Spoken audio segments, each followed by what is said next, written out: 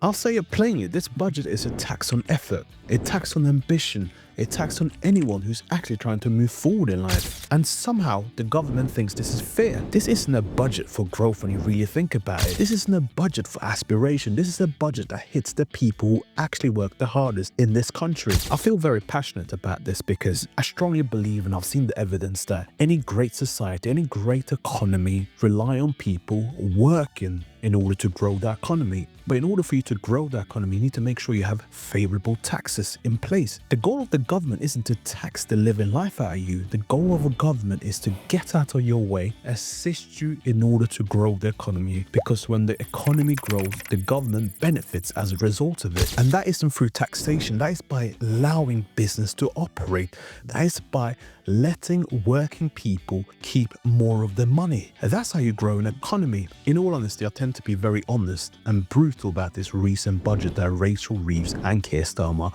put out. I know Rachel Reeves isn't receiving most of the slack, but let's be real, this is Keir Starmer as well. They've kind of done this in order to satisfy the backbenchers who have no understanding of economy, which is the craziest part about this. I also want to talk about what this truly means for working people, young professionals, entrepreneurs, and in all honesty, anyone who's trying to build a better life by working hard, because that's the correct way to go about getting a better life for yourself. You shouldn't be sitting at home and being able to increase your income. That's just ridiculous. But hey, that's a story for another day, I suppose. And what really bothers me is that the government is trying to sell this budget as responsible, stabilizing, and fair. The reality on the ground is that it feels very different, and I mean very different. So before we go any further, let's start with the official narrative. The government's messaging is all about fiscal responsibility, repairing the economy, closing gaps in public finances. They're saying we inherited a difficult situation,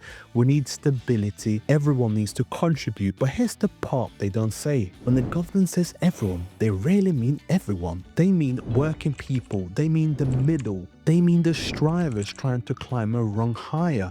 They mean the people who actually produce, build and contribute to this country. You've probably already noticed the pattern if you tune into this channel. Every time the government needs money fast, it doesn't come from the wealthy because the wealthy have left the country. There's not many wealthy people left. It doesn't come from giant corporations because they got clever accountants. It doesn't really come from the people that have it because they have clever ways of shielding themselves, and I don't blame them, quite frankly, when you're seeing how the government is so used to mismanaging taxpayers' money. So it actually comes from the people who work, who earn a salary, who actually pay, who can't tax optimize, who don't have accountants, who don't have loopholes. It comes from you and me. This budget once again places the biggest burden on the exact people keeping the country running.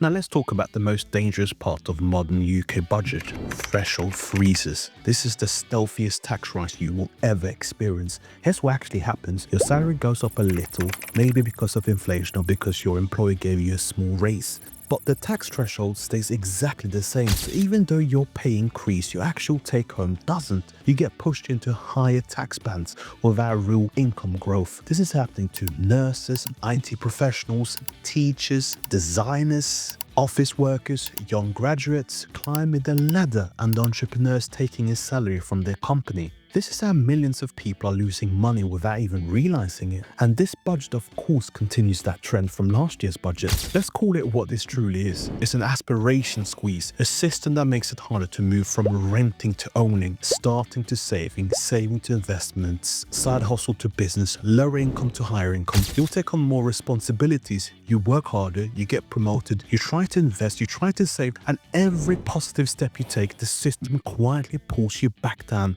In this country, ambition is being penalized, effort is being punished, trying to move forward is becoming more expensive than ever.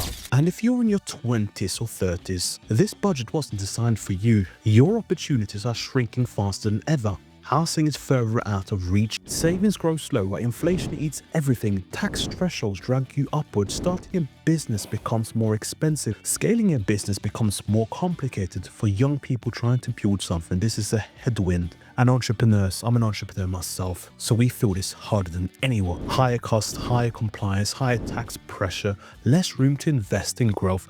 This budget might talk about stability, but for small business owners, this feels like a chokehold. There's a truth about budgets like this that nobody wants to say out loud because it sounds uncomfortable. The system benefits when you stay exactly where you are. Not moving up, not becoming financial free, not building wealth, not escaping the rat race. Budgets like this are designed to maintain a status quo, not unlock mobility.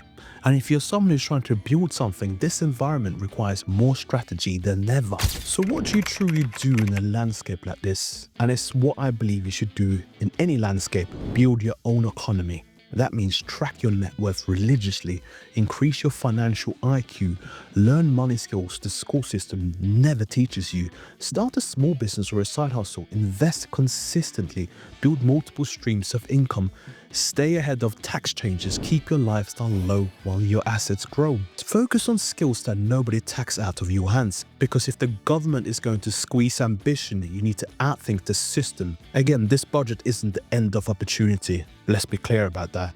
But it is a warning that working people must become smarter, faster, and more financially aware than ever before.